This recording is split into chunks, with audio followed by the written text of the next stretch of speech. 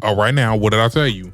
What did I tell you? I told you I was going to get back on here and say what I need to say, okay? Because, girl, the Oscars done dropped, and, girl, I got a lot to say. I got a lot to bring up. We got a lot to talk about. We about to get into that right now. Hey, how y'all doing? This is the Darren Green Show, your weekly dose of pop culture news, music, social media gossip, and reality TV. Be sure that if you are watching this on YouTube to leave your thoughts in the comments. And if you're not subscribed to the channel, girl, what are we doing? Subscribe to that goddamn channel and to our audio listeners, because we are on the audio podcast today. Hey, how y'all doing? Be sure to leave a rate and review and all that good stuff. I told you I was going to start incorporating you guys into the other content that I have going on. This is going to be a lot smaller of an episode, of course, because we're just going to be talking about the Oscars. I don't have much to talk about. We're not going to get into every single category. I'm only going to talk about the people that won, people that should have won, what people was wearing, and to the words to Issa Rae, I'm rooting for everybody black, and that means we talking about everybody black and people that I care about that's outside of that sector, okay? So it's a lot. Where do we even start? I guess we can start with the fact that we had Conan as the goddamn host. Do I have anything on him, child? Hold on. Conan being the host, we can get into that a little bit. And as crazy as this may sound, because I was dragging him for the last couple of years because of that situation, and we all know who we talk about, Chris Rock. I kind of miss Chris Rock. Like, ever since Chris Rock stopped me hosting these damn shows, I'm like, the hosting is a lot. It's boring. Like, I always felt like Conan was a very obnoxious. It's not that it's boring. Let me just not say, because Conan is not boring. Like, he's definitely the type. I'm not laughing. I'm not like, my stomach is not hurting after laughing for 5 minutes, after watching a skit of his or anything like that. Like, he has that chuckle humor, it's like, that's all you get. Like, it's not funny. I'm not falling out my chair or anything like that. It's very long drawn and on, and he uses other people and other elements to really fuel his comedy. Like when he had Adam Sandler do that little bit, which I thought was stupid. And other things that he would do, like he did like a whole, I hate when they do this at the Oscars, when they do a funny musical thing, like not cool, not funny. His monologue was just, I felt like, honestly, Jimmy Kimmel's was even better. Jimmy Kimmel's monologue was way better. Okay, let's be very clear. I think the only thing that really interests me about or humored me a little bit about his hosting was when he made this little thing right here, child. Girl, listen, I know y'all already heard it. Halfway through the show, which means it's time for Kendrick Lamar to come out and call Drake a...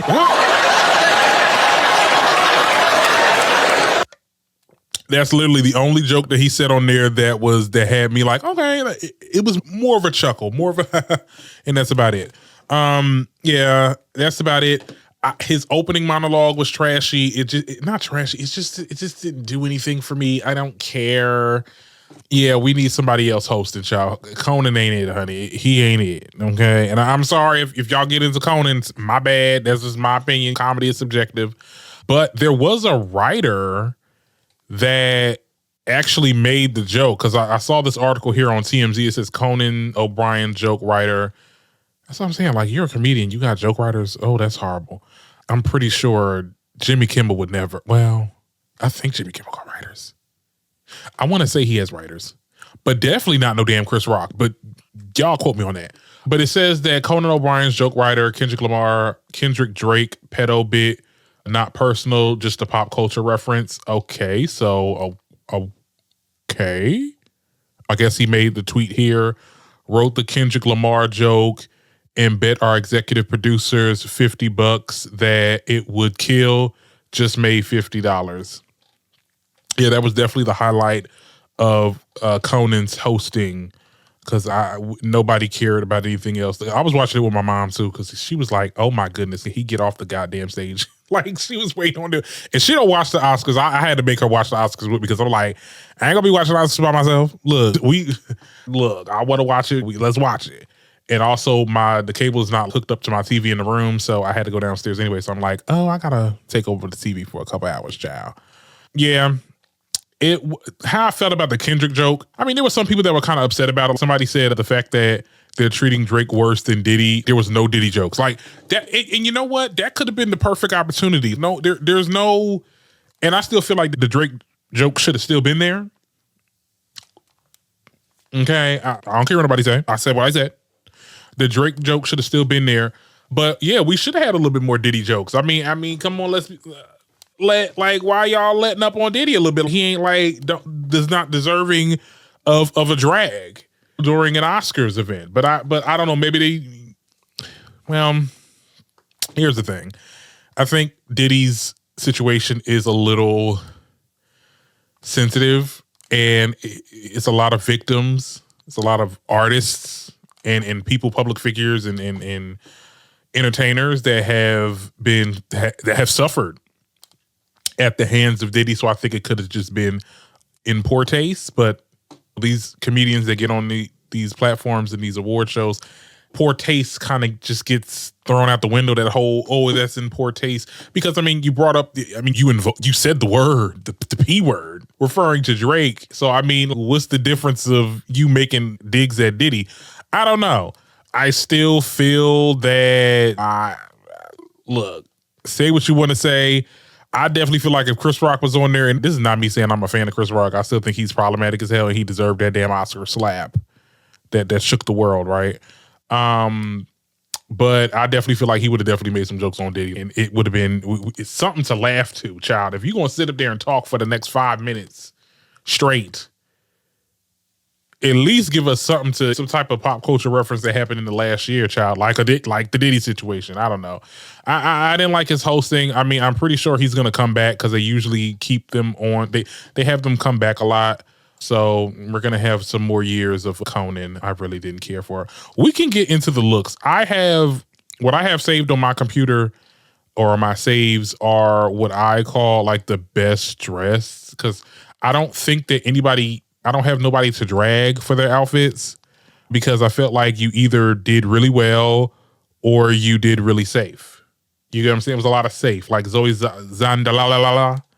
We're going to get into her ass a little bit later, but let's get into the outfits. When I say Lizzo, oh my God, like she looks so good. She looks so good. The hair T, body T. The fit is also T as well. Everything's T. Like she just looked like Arizona T right now. Like it's giving T. And I'm just so happy for her and her new little transformation. And she got a man on her side too. Where that fine ass man at? Where that fine ass man at? Okay, who is Mike Wright? Okay, Mr. Wright. Okay, Liz don't know how to keep herself a man, child. Now she know how to keep herself a man. Let's be very clear on that. Shout out to her. Quiet as kept. Look, Lil Nas X, it wasn't too much. You know what I'm saying? And let's be clear, I love when he does too much. I'm a too much type of bitch. Okay, do too much if it makes sense, if it looked good. But this was kind of simple, and I liked it. It's very, it complements a lot of things. You know what I'm saying? And he fine little piece of chocolate little fan. Oh, I wanted to bring this up too, because now Oprah Winfrey and Whoopi Goldberg, they spoke on Quincy Jones because he did pass recently. They did a little bit of a tribute. I believe also Queen Latifah, she performed. But I just want to talk about this fit that Whoopi does. Okay, Whoopi, like who's the designer? Who did this electrifying dress, this blue, and oh my God. And, a lot of people going to be like, oh, my God, that Ozempic. People like to throw around Ozempic, child, because they ain't got nothing original to say about somebody when they have a drastic weight loss. But I feel like her weight loss is kind of gradual. So, like, the Ozempic comments is so corny now. Like, it's so dated. But, like, she does look good. Like, she looked like the Whoopi that I grew up with, child. Like, the Whoopi back in the day. Really good. Oprah Winfrey is wearing a pantsuit. Yay. Anyway, so... yeah, that was one of the better outfits. I love Cynthia Erivo. Cynthia. They really robbed you of an Oscar. Because I don't know who that girl is that won the Best Leading Actress. But you carried movies. You carried the movies last year. There was no other movie that gave Best Leading Actress other than Cynthia Erivo as Elphaba. Okay. I at first I was going to get up here and talk smack and all this other stuff, that and third. At the end of the day, it's the Oscars. I was saying this to my mom yesterday. Like, I was like, I really want to know who are these people that vote every year, honestly. Like, who are these people? what demographics do they come from? What backgrounds? How old are they? Because at the end of the day, child, it's the same thing. What I like this, like the Oscars award critically acclaimed. They award the movies that are not popular, but the movies that say something that has a deeper meaning or whatever the case is. They never award the popular movies, but sometimes the popular, like the big blockbuster movies, they are worthy of an Oscar. You get what I'm saying? I just thought that it was, Cynthia Erivo, she really gave us a good performance. Her and Ariana. Ariana Grande was also robbed of Best Supporting Actress. You mean to tell me, and we can get into Zoe Zadala in a little bit. I'm going to get into her ass a little bit later. But I definitely felt like Ariana Grande should have gotten Supportive Actress, as Cynthia should have got the Best Leading Actress. It's a no-brainer. But I really want to know who these people are that makes that makes the decisions, because it's very flawed and it's showing. And that's the thing. That's the problem I have with a lot of these prestigious award shows. They give it to the wrong people, wrong movies, or wrong whatever. But then years later, they'll renege and be like, okay, well, now we're going to give them the award now. And then honestly, at that point, they're not really deserving of it, because that's not really the thing that should have got them the Oscar. They should have got the Oscar from the last movie. You know what I'm saying? There's never the right time and moment that they give out these awards. It's just, okay, well, we snubbed this person like 5 times, so let's give them an award, even though the category that they're in for, maybe they weren't that deserving of it. I don't know if that makes sense, but whatever. I just feel it should run like the Grammys. I think the Grammys, like where they have the Recording Academy, anybody that has been nominated for a Grammy, they have the right to vote. You get what I'm saying? So it's more of an Artist Choice Awards. I think it should be an Actors Choice Awards for the Oscars. I don't trust that this small panel of judges really can decide what is the best movie of the year because of the receipts. I mean, look at the material. They have not awarded anything that was to me was the best movie of 2024. And it was a lot of movies that came out, but it really wasn't a lot of good movies. And the movies that were rewarded, I'm like, okay, fine. Okay, it's artsy fartsy. It's definitely critically acclaimed. And I can't really speak too much on the movies that won because I didn't watch a lot of the movies that were nominated. But yeah, no, it's a no for me, dog. They should have definitely gave Cynthia and Ari them awards. Okay, let me give a bomb. Let me give myself a bomb, because girl, that shit, it pissed me off. I should say. Speaking of Ariana Grande and Cynthia, first of all, they opened the show. I was so mad at you damn Oscars. Y'all didn't tell me they was gonna be the opening act. Okay, and we can transition into the performances. Actually, no, I don't want to transition to the performances yet. Because there's still other outfits that I want to talk about. I feel like I'm going all over the place. Sorry. I'm so sorry if this is like not a like structured episode. I just have a lot of things to talk about. I love like I said, I love their performance. It's Cynthia Erivo doing Defying Gravity. I feel like this performance right here, it really mirrored the original cast, like the original, I think the India Menzel and the other girl that played Glinda. I'm sorry if I don't know. I'm shooting blanks here.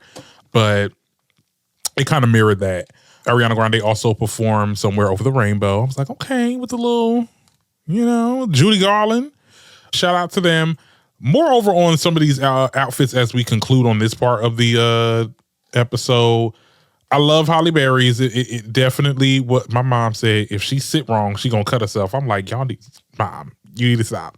That was a cute little outfit. Now look, Julia Fox, that's one of Kanye West's exes and stuff. I actually like Julia Fox. I think she's very interesting. She's a very weird lady, and I like that about her. Like something about her is just very weird. They said she channeled the Bianca Sensory, like with the full nude and coverings. But my thing is this: quiet as a kept, and I came for Bianca Sensory and Kanye for that whole thing. I think it's still kind of trashy, and I think it's still kind of whatever you want to call it, deplorable. Fine, I guess.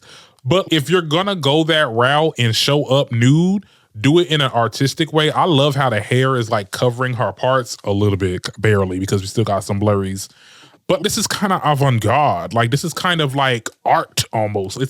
If you gonna come out and not wear no clothes, do it like artistically. And I think she does it. Okay, I look, I might sound a little biased because I like Julia Fox, but I don't know. This seems less trashier than Bianca Censori, if that makes any sense. I'm sorry. So shout out to her. A lot of the best dressed people, they were not at the event. Like I feel like, because these are the Vanity Fair after party looks, like the one I just showed you with Lizzo, with her, Julia Fox. I don't know. I feel like a lot of people like stepped their game up once they got to the after party. This is Gabrielle Union and Dwayne Wade. They're fine asses. Anyway, yeah, a lot of the outfits are a lot better at the after party. Megan Thee Stallion. Okay, girl.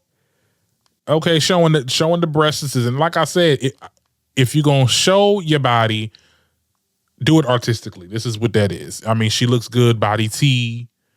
They sitting, okay? They is sitting up here with the little pasties on. So, and I love the updo. I love that it's like ginger too. I love, one of these days, I feel like I'll be a really good ginger. Like that red right there will look good on me. You know what I'm saying? I'm gonna try it one of these days. I'm gonna dye my hair. But this looks good. I love the ginger with the green that complements. Yeah.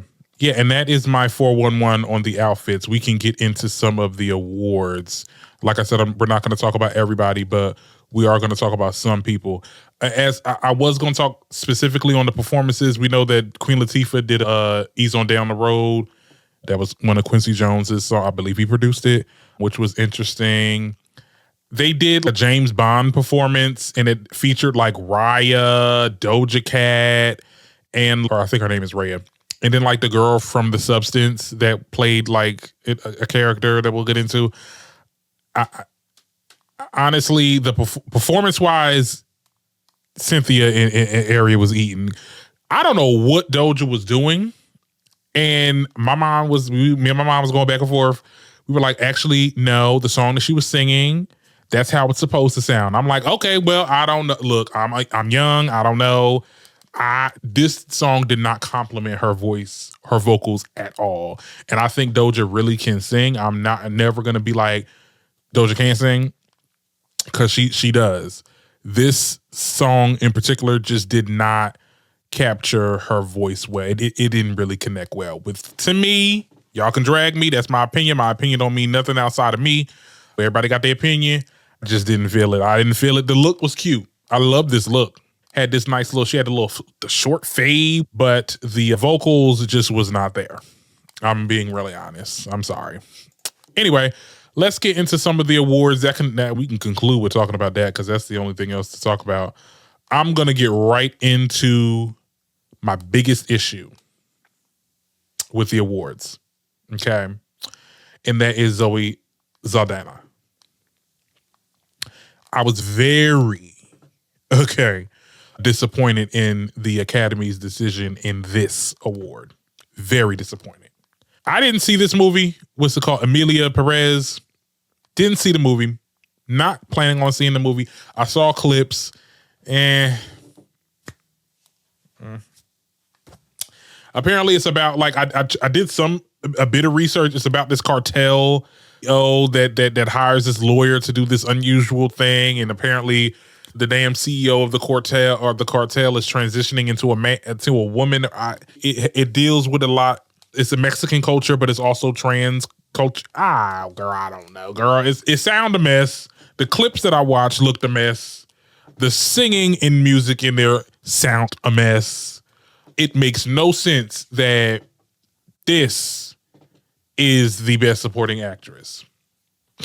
Makes no sense at all. Okay, over Glinda? Over Popular? Like, what are we doing? And this is where I say, because I think Wicked is more popular and it's the blockbuster film, that the Oscars kind of highbrow it. And it's not artsy fartsy. It's just, it's popular. Who cares about it? It's not really telling a story, or it's not really innovating anything. And I'm just like, yeah, it definitely innovated. It was more innovative than this. Okay, so Zoe's, she accepts her award and she talks about how I'm the first, or it's so funny how she want to sit there and say, "Oh, I'm the first of Dominican descent, child. You're Dominican, you're black, you're this, you're that." Who do you want to be, honey? You was Nina Simone a couple years ago, honey. You wearing blackface and a prosthetic onion nose. Okay, like it. She's a weirdo. I don't like her. I also don't like, and I'm sorry if this sounds a little biased, but you know what? I am going to be a little biased. Okay, I am. All right. And when she was asked about the criticism that this film had received, and I had to do a little bit of research on this, apparently Emilia Perez is not received well by the Mexican community.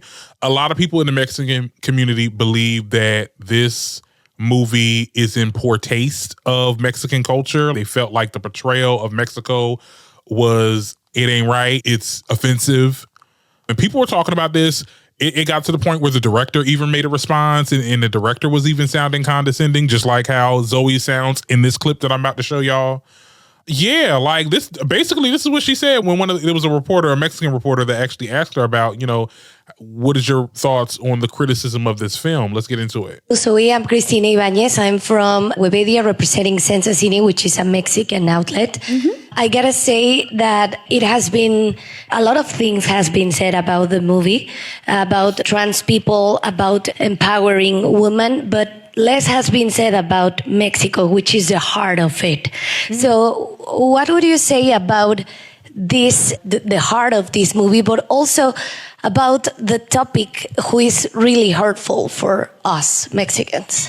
First of all, I'm very sorry that you and so many Mexicans felt. Notice how she said, "I'm very sorry how you thought. I'm sorry that you were offended. I'm sorry that you weren't included, child." Okay, girl. Offended. That was never our intention. We spoke and we came from a place of love, and I will stand by that. Okay, girl. I don't share your opinion. Mm-hmm. For me, the heart of this movie was not Mexico. We weren't making a film about a country. We were making a film about 4 women. Yes. And these women could have been Russian, could have been Dominican, could have been black from Detroit, could have been from Israel, could have been from Gaza. And these women are still very universal women that are struggling every day at trying to survive systemic oppression and trying to find their most authentic voices. So, okay, I'm going to stop you right there, child, because I actually don't have anything else. Girl, first of all, here is the actual overview of the movie, just so I can make sure that's clear, because I tried to say it in the beginning, but I was paraphrasing. This is a Mexican lawyer is offered an unusual job to help a notorious cartel boss retired and transitioning in living as a woman, fulfilling a long felt desire. Okay.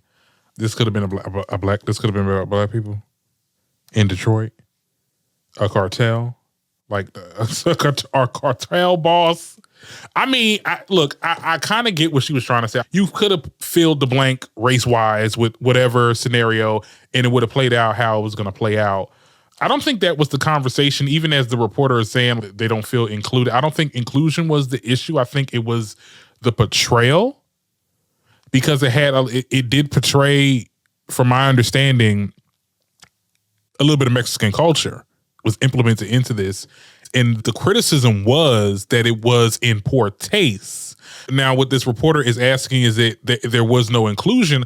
I don't think that's the case. I think it's the other way around. But for her to sit there and say this could have been anybody, and then for her to invoke like freaking Israel, this could have been people from Israel or Gaza on some performative type shit, like that right there. And that's why people in the comments was like, it's real condescending. It's giving, you're upset. I'm sorry, but I don't agree with that. I think no comment should have sufficed. And that's the thing, because these actors don't know about shit. These actors in general. Okay, they get their lines, they play the play, they do what they got to do, get their award if they win, get their money in dip. I would have been like, no comment.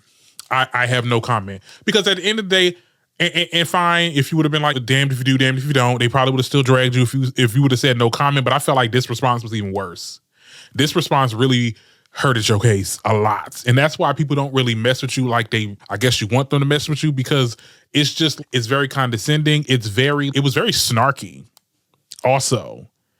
for her to sit there and say, oh, well, I'm sorry that you were offended. Nothing said should have sufficed. Okay? Get your award. Ask the other questions. Be like, look, I'm not answering that question or no comment. I feel like this is not the place. And we can have that sit down. Because at the end, she did kind of come together and was like, well, I'm willing to have that conversation with Mexicans and stuff like that. That's cool. I would have been like, look, I have no comment on the matter, but I'm willing to have this conversation for the foreseeable futures and stuff like that. Look, they still would have dragged you. No matter what you would have said, somebody would have dragged you. But that shit that you said, what? Like, that was worse. Oh my God. And that's why Ariana Grande should have won. Damn. Who child? Anyway, let's conclude with talking about the other winners, right? Because there were some that I wanted to mention. I don't really care about Best Picture. Best Leading Role, Actor in a Leading Role. Surprised it didn't go to Timothée Chalamet because they really was, the way the media was really like promoting Timothée Chalamet. He had won another award and he spoke highly of other actors and actresses. Like I really thought they was going to give it to him. But better luck next time. Actor in a supporting role. Yeah, I didn't really care about that. Actress in leading role, like I said, they gave it to Mikey Madison in Anora. I didn't see the movie, so I can't really judge based on that. I believe actress in the supporting role, that's Zoe. Animated film feature Flow, 1 out of Inside Out 2. That's what pissed me off. And this is again where I say that the popularity, like Oscars don't normally like to award popularity, but Inside Out was a freaking masterpiece. Inside Out 2, excuse me. The first one too. 1 and 2. Okay, let's be very clear. This was a masterpiece. You get what I'm saying? Out of all the other animated films that came out, now I didn't see Wallace and Gromit, and I used to watch that when I was a kid, so I did not even know they came out with a movie. But I will be watching that soon. But Inside Out 2, child, that was a therapy session. Okay, I was almost literally in tears watching that movie, okay? Especially the first one. Now, Wicked did win Best Costume Design. I forgot to mention that earlier, so we can mention that now. He was the first Black person to win in that category. So it was Best Costume and Design, which at the end of the day, like, girl, I'm glad Wicked won something. Because, yes, the costume design was T. Okay. And I just knew something about it. And I said it when he won too. I was like, I just knew somebody Black was behind some of them garments. Okay. Let's be very clear. So I was so happy to see that. Best Directing, Anora. I ain't care about that. Feature film. It's certain award categories that I really do care for. And that's why I stay up for, because I watch the highlights after a certain time. I'm like, girl, I got to go to work at 7 p.m. So I ain't got time for none of that. Let me see. There was other stuff that I wanted. I thought Wicked got something else. Like I thought, so Wicked only got the costume design. Oh yeah, Wicked did win Best Production Design. Yeah, that was, yeah. Production design, great. Got that shit looking like Oz. Yeah, I knew they was gonna win for something. Best Live Action Short Film, I'm Not a Robot. Okay. Sound, Dune 2. Yeah, that's pretty much, yeah. And visual effects too. Dune got it for that as well. Seems like Anora got a lot of stuff, but it's not showing here. But also like The Substance. Let me tell you something. I watched The Substance. They won for Best Practical Effects, or I think it was like makeup and practical effects, or whatever the case is. But they won for that, and it is definitely rightfully deserved. Because when I tell you that damn movie gave me, girl, I was literally hacking the entire time. That's how disgusted I was with what they created, child. It was a good movie, but I'm never watching that again, child. And that's pretty much it of my thoughts on the awards. I think award season is done for a minute. So you guys will tell me what y'all think in the comments, and we'll leave on that, okay? See you guys next week for the next episode. Actually, this makes $2.99 if I'm not mistaken, because I believe I just dropped $2.98 on Monday. So the next episode will be the 300th episode. So kudos to me. Good for girl. I don't know what I'm gonna do. I don't know if I want to have some people on or have a section where I bring the best of. It's 300 episodes, child. Oh my God, I did this 300 times. Girl, I'm so crazy. Anyway, see y'all next time.